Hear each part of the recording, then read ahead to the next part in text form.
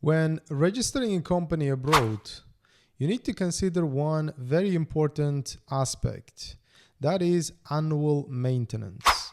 In today's video, I'm going to introduce a couple of jurisdictions that we provide service in, like company formation, bank account opening, and accounting services. And we're going to discuss the annual maintenance costs that you need to consider before you register in these locations. So if you look at the screen here, I listed all the, not all, but majority of the jurisdictions that we mostly provide these company formation services. So obviously it starts with China. Our main office is located in Shanghai. We have 2 offices in Shanghai. I have shown these offices many times in the previous videos. If you are in Shanghai, welcome to come to the office, and we're going to have face-to-face discussion on company formation. Now, second one is we have Hong Kong. In Hong Kong, we also have a company. Part of our company is registered in Hong Kong. Same company, JRN firm for corporate consultancy.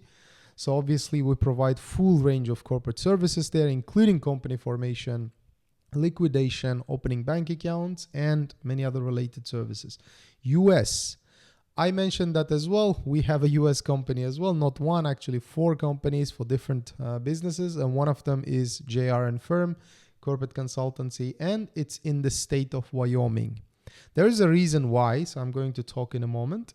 And Singapore. We provide same services in Singapore, Dubai, and Cayman Islands. Now, let's start from China.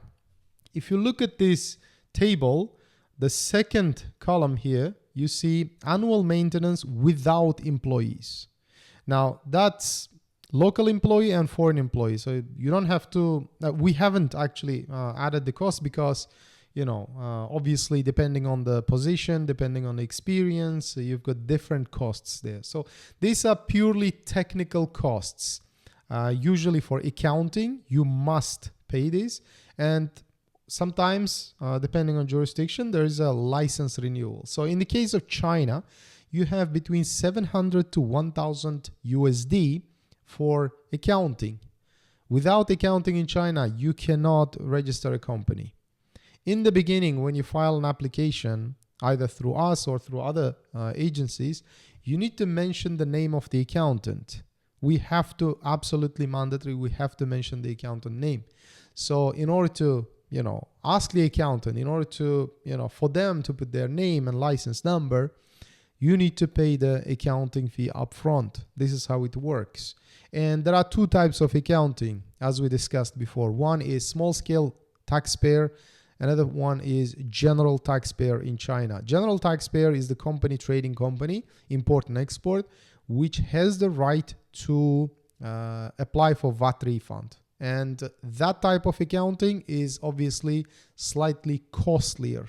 So the one you see here on the table is for the small scale accounting without the right to apply for VAT refund. And third column, if you see, there's banking. Okay, we need to really consider that aspect as well, because as we see in the world, there are like tensions between countries and nations. Many banks now are reluctant to open bank accounts, company bank account, including personal bank account for international clients. Of course, if you're from one of those developed nations, then your case is different. If you come from, I don't know, US, Canada, European Union, your application more or less easier. But, there's a rest of the world. The applicants from, let's say, Asian countries, slightly less developed countries, for them, it's not easy to open a bank account around the globe nowadays. So I listed that as well. So there are basically 2 categories. We didn't pick the mid category, which is like, mid-level. But it's easy and hard in our case. So basically in China, opening a bank account, irrespective of your country, it's generally speaking easy, because there are nationalities that I talked about before. They're not accepted at all. So we just exclude them. To name a few, Russian citizens, obviously, because of the sanctions. Second, Ukrainian citizens. Again, they're not in the list of sanctioned country, but still, Chinese banks are not taking applications from them as of September, for example, 2024. We're going to see in the future. And Iranian citizens, international sanctions. Cuba, for example, same situation. And some of the African countries, if you contact us, we're going to check your specific country. But these are the major ones that I counted.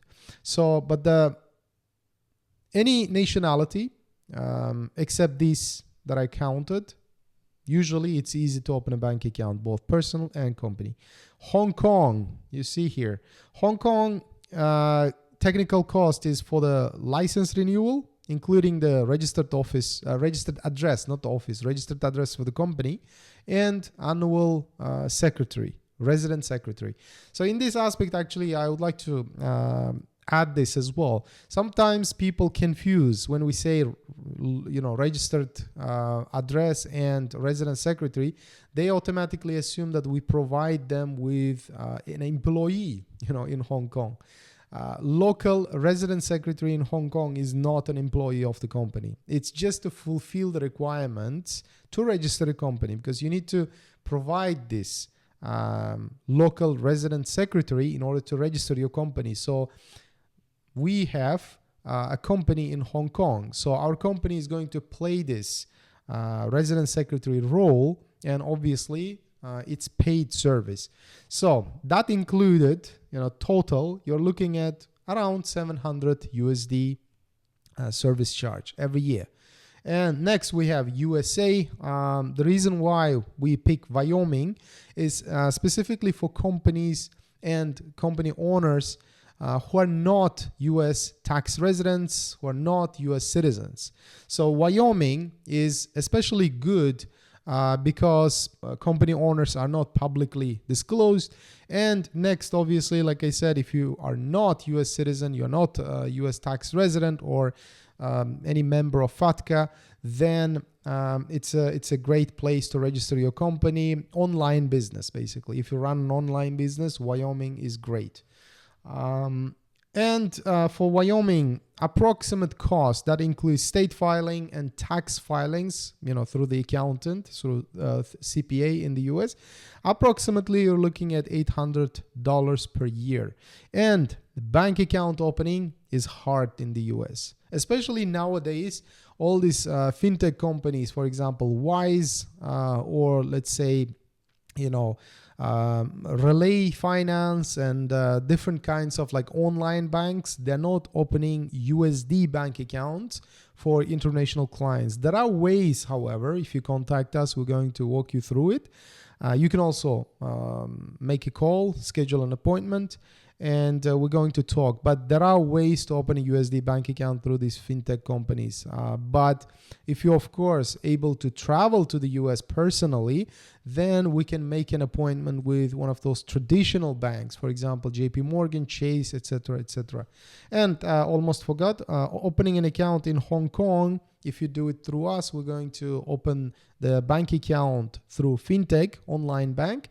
But as usual, fintech accounts are held at traditional banks, for example, JP Morgan, DBS, or Hang Seng Bank in Hong Kong. So it's easy. We're going to, open the account through fintech.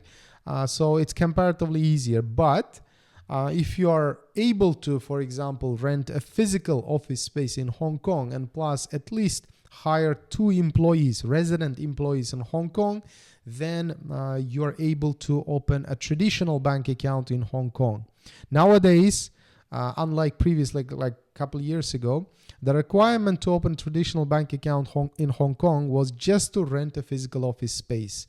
We were able to actually provide this service before, but nowadays, I'm very frequent to Hong Kong, and I'm talking to banks every time I go there. The requirement has changed. Nowadays, they require you to actually employ Hong Kong resident, a citizen of Hong Kong. At least there should be 2 employees from Hong Kong, and then you can apply for this bank account. I mean, of course, application is open for anybody. They're not going to stop you from applying. Even you don't have an office in Hong Kong or you don't have these employees. They will take your application and you will pay for it. Because nowadays, Hong Kong bank application is paid. Okay, HSBC, DBS, all of this. Hang Seng Bank, if you go there onto their website, there's an application fee. It's around 1,200 Hong Kong dollars. Once you pay, once you apply, then they're going to review the application. The review process is around 6 months or something, approximately. And then if you cannot provide evidence that you have an office, employees there, you have potential agreements, then the approval rate is nearly zero. All right. So that's why I'm saying if you're willing to rent an office, employ, then it's better to go to traditional banks. But again, coming back to the point, we can open a fintech account for your Hong Kong trading company, trading and logistics. Basically, nowadays we're not opening an account for consulting companies, but fintech account is just like any traditional bank account. It's really good and enough to receive money and make payments to the suppliers. So we're going to skip the US. We talked about it. So basically for US, easiest option is fintech account. But nowadays it's becoming harder and harder. So why? You can guess, maybe the international tension, political reasons, etc. The business is related to Russia, Ukraine, Belarus, etc. So they're making it very hard. According to my knowledge nowadays, they're asking you, to rent an office in the US. So we're going to actually assist you with that. And next, Singapore. Singapore maintenance is $700 approximately. That includes license renewal and same in Hong Kong, resident secretary, and of course, tax filings. So bank account also through fintech in Singapore. We're going to assist you with that option. And next we have Dubai. We have the same service in Dubai. So annual maintenance in Dubai is actually for the license renewal only, approximately $3,800. So if you convert it into dirhams, United Arab Emirates dirhams, it's approximately 14,000 dirhams every year. That is the annual maintenance, annual renewal of your company's license. And of course, there are different, the differences between licenses and things like that. But still, if you generalize them, the annual cost is approximately 14,000 United Arab Emirates dirham. So that's like $3,800 a year. And opening an account in Dubai through traditional banks is, compared to other jurisdictions, is not easy. So we actually go through it quite often. So it's not easy. They're going to ask you a bunch of documents. You need to actually go there physically. And it's extremely hard to find a fintech company in Dubai that is willing to accept your application online. So Cayman Islands. Actually, before we go to Cayman Island option, I would like to show you. Here we go. The Cayman Island company for one of our clients received yesterday, literally. So with this package, what do you have? So basically, you receive this file, company documents folder, basically, which contains company's memorandum and articles of association in 3 copies. And you've got your company license here, and certificate of incorporation, obviously, resolution of subscriber in writing, and other company documents. So everything is put in this professional folder if you register a company through us. But obviously, Cayman Island company is only registered for specific purposes. So I don't have to actually, talk about the advantages and disadvantages of this jurisdiction in this video, but let's put it this way. If you need a Cayman Island company, if you're entrepreneur, or you have a company elsewhere, most of the time you already know that you need a Cayman Island company. Mostly one of the common benefits is extreme high privacy, basically. So Cayman Island companies usually, at least judging from our clients' perspective, they are mostly used for the privacy. And most companies or entrepreneurs, they register their Cayman Island company to keep their name out of any public data, so to speak.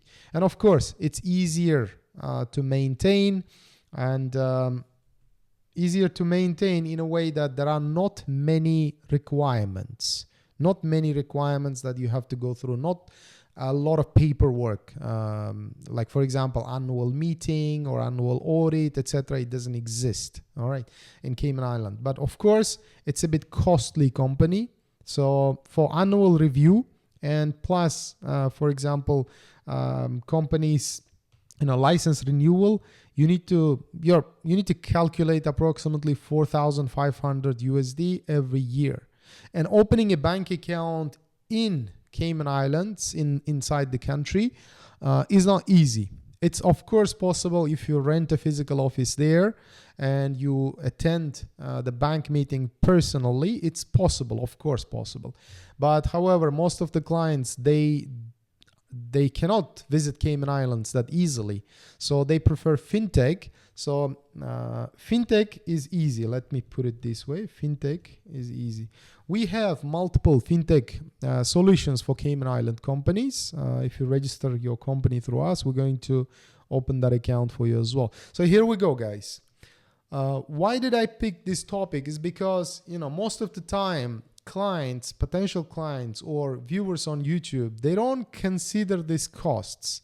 They purely focus on the jurisdiction, which is partially right. Of course, you need to focus on the jurisdiction, but if you don't have access to enough funds, or your business is new, you don't have enough clients, or you cannot provide this basic maintenance cost, then you need to reconsider. So that's the reason why I am making this video, so you can look at the table here and you can compare basically which one is easier, which one is cheaper for you. And of course, all these jurisdictions, they are good for specific reasons. They are good for specific businesses. You cannot combine all of them, and you cannot choose like pick and go, They cannot even replace each other sometimes. As we discuss most of the time here, for China business, we'd recommend, for example, Hong Kong and China together, all right? And for example, online businesses, which are not related to any location, for let's say online school, if you're offering online courses, and plus you're not a resident of the US, you're not a US tax resident, then US can be a perfect location for you without any taxes. You're not going to pay any taxes in the US if you qualify. Qualifying meaning, like I mentioned, you're not a US citizen, you're not a member of FATCA, you're not your country, and you're not a US tax resident. All right, so these three things, very important. And you physically do not live in the US. Right, so you're living in some other countries, for example, and you run an online business. US can be a perfect offshore jurisdiction for you, tax-free. You're not paying any tax in the US. But of course, depends on your situation. And Singapore also can be a good location, but in Singapore, banks do not like the companies which claim offshore status without paying any taxes there. So therefore, when we compare Hong Kong and Singapore, my personal recommendation is Hong Kong. Because in Hong Kong, claiming this offshore status for your company is perfectly normal. And it's very, very common. Even with that situation, banks will accept you. All right. But in Singapore, you will have a lot of questions. So if you don't mind paying 17% corporate tax, then Singapore, of course, the reputation of Singapore is great.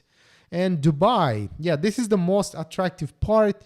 Many clients are attracted there because it's easier to get, for example, 2-year investor visa, and then bring your dependents. And of course, because of religious and cultural reasons as well, we cannot avoid the elements like this, of course, because there are so many people who would love to live in a like Islamic environment. So Dubai, for that reason, is picked most of the time. But sometimes clients forget the annual maintenance of the company. So 3,800 compared to other options is a lot, actually. And Cayman Islands, obviously, that is a sort of very niche company. And if you require such like a jurisdiction, then you can get in touch with us. We're going to help you with this registration. All right, guys, so I'm going to finish this video. If you have any questions, company formation, liquidation, structuring, restructuring, special licenses, or legal representation, especially Hong Kong and China, we have licensed lawyers. You can get in touch with us. We can also help you draft your agreement in 2 languages, like sort of bulletproof agreement that suppliers, the factories in China cannot take advantage of you. Yeah, feel free to contact us. You can actually make an appointment, schedule a call with me, and I'm going to answer all of your questions. So catch you in the next one.